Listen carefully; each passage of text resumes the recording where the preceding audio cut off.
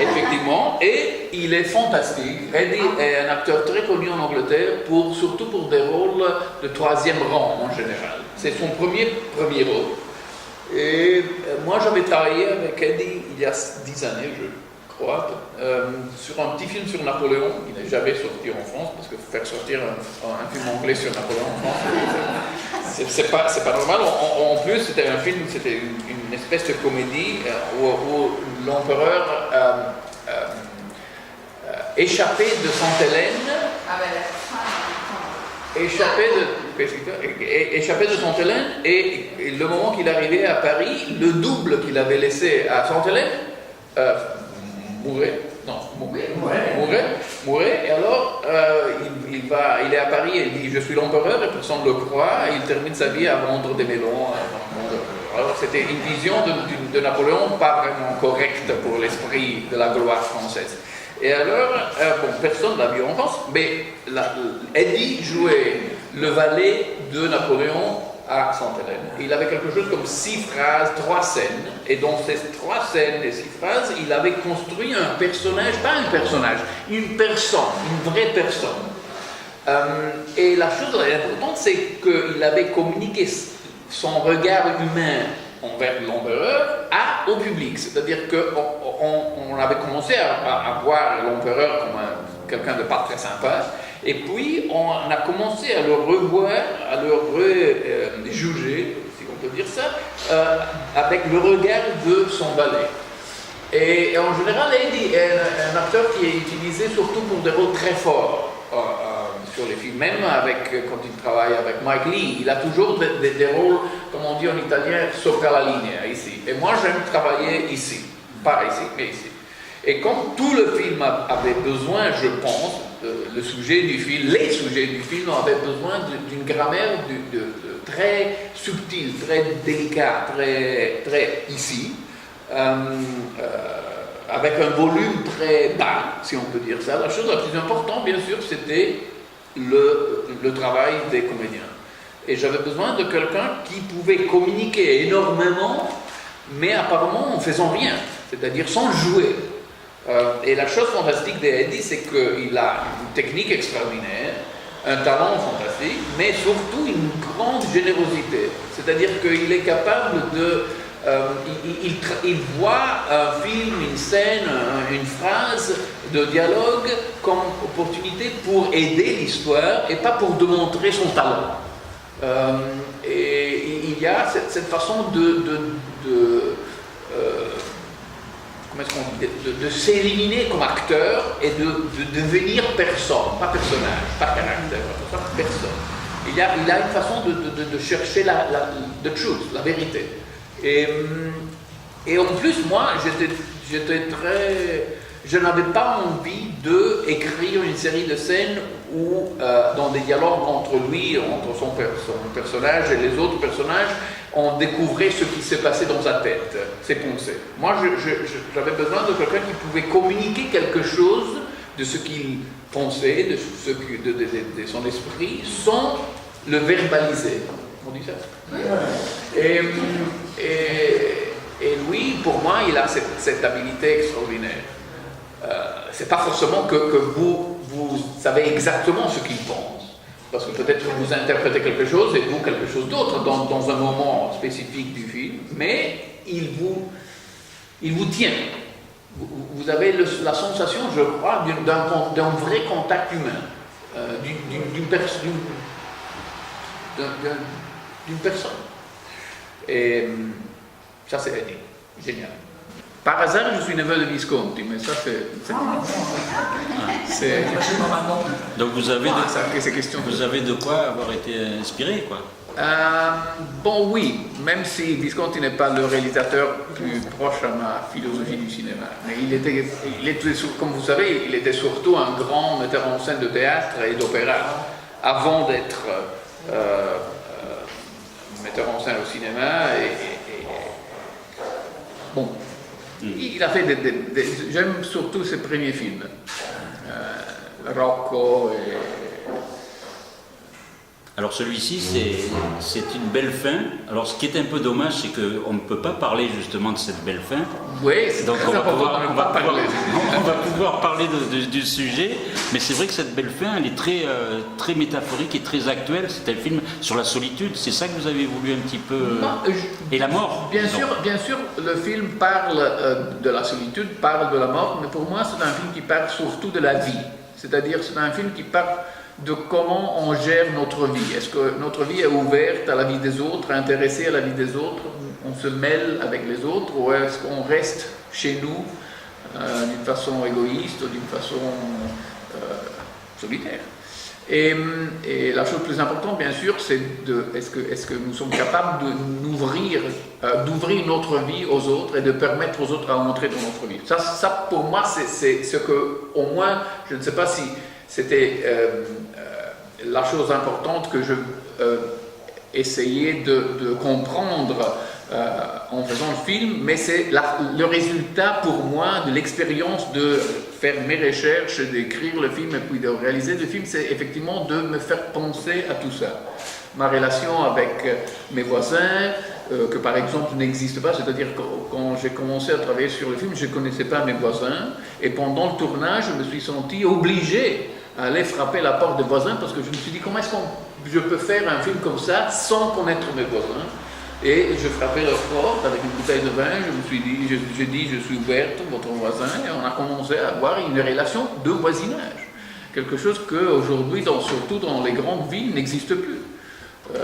Et c'est pour ça qu'il y a des milliers par exemple en Angleterre, il y a des milliers de morts solitaires et de milliers de funérailles où il n'y a absolument personne. Et c'est ça la chose qui m'avait frappé au début de mon voyage, c'est-à-dire que j'avais lu une interview, comment est-ce qu'on dit, une interview avec la funeral officer, la dame qui s'occupe de ces cas-là dans la mairie de Westminster, dans le centre de Londres. Chaque mairie en Angleterre a un personnage comme ça, quelqu'un qui fait ce travail. Et à Londres, il y a plusieurs mairies, comme à Paris, comme à Lyon, je ne sais pas.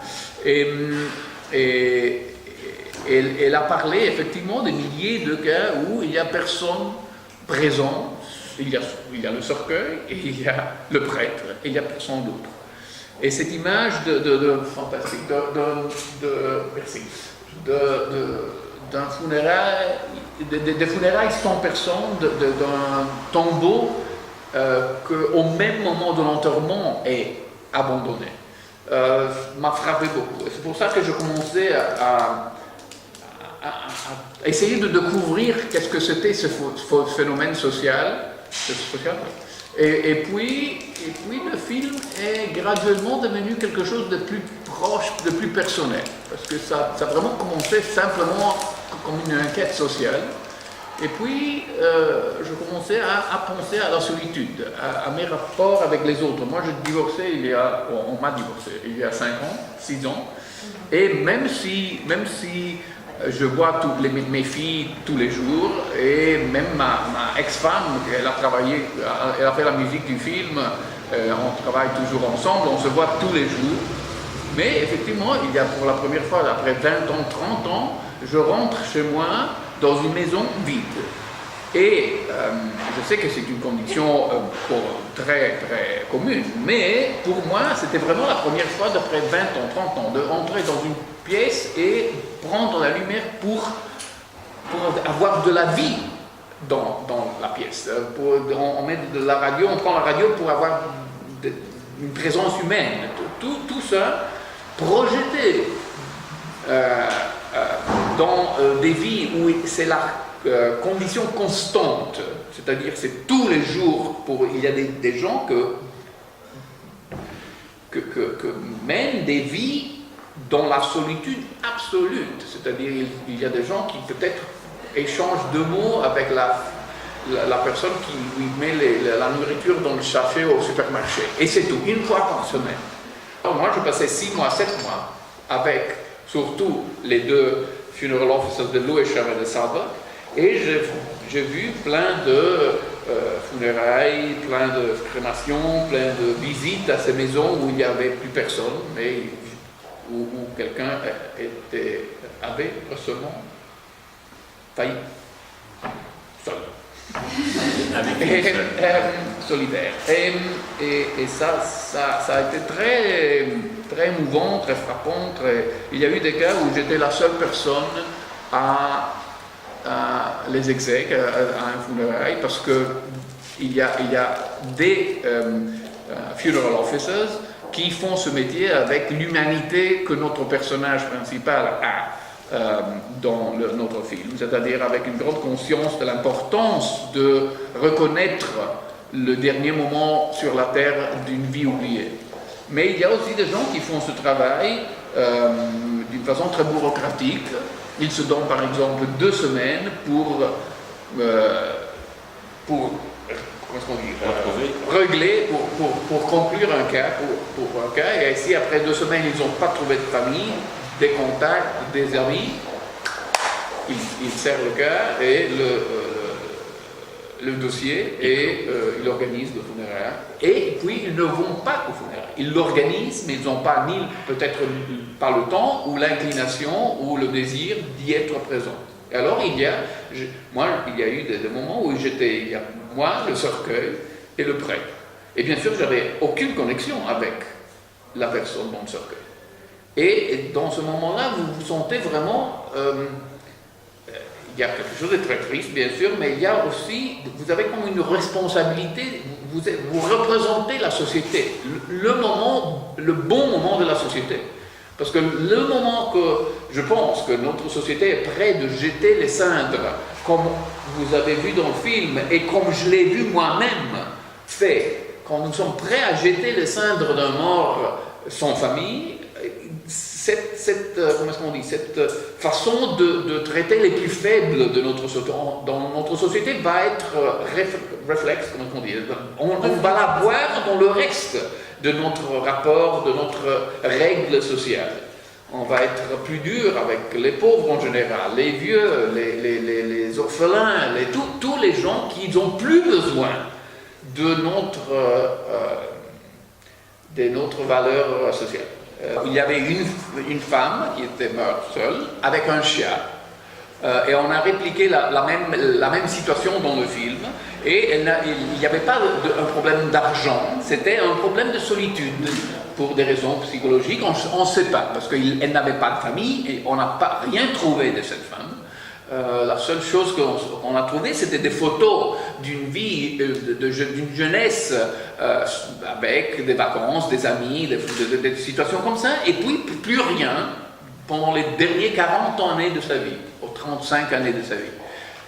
Mais effectivement, c'était une femme qui était la propriétaire de sa maison. Il n'y avait pas une question d'argent. Et l'autre chose qu'on doit dire, ça peut donner l'impression d'être surtout un problème pour les gens âgés. Mais ce n'est pas du tout ça. Hein. C'est pour ça qu'il y a, par exemple, au début du film, quelqu'un de jeune, parce que surtout dans une ville comme Londres, il y a des milliers de gens qui arrivent de l'Écosse, de la Pologne, pour chercher, pour trouver, soit pour échapper à une situation chez eux, soit pour trouver quelque chose de différent, et puis ils ne sont pas capables de gérer les réalités, ou ils n'ont pas de chance, ou ils tombent dans des situations terribles, et il y a des jeunes gens qui meurent seuls sur des bus, dans des gares. En tout cas, les distributeurs français vont être ravis de savoir que vous aimez le... Et moi, je l'aime aussi, Une belle fin, parce qu'effectivement, Une belle fin, on peut le lire, oui, c'est une belle fin, le film a une belle fin. Une belle fin, c'est ce qu'il essaye de donner à ses clients. C'est une promesse aussi. C'est quoi? C'est une promesse. Oui, c'est une promesse, oui, bon. Mais c'est pas une...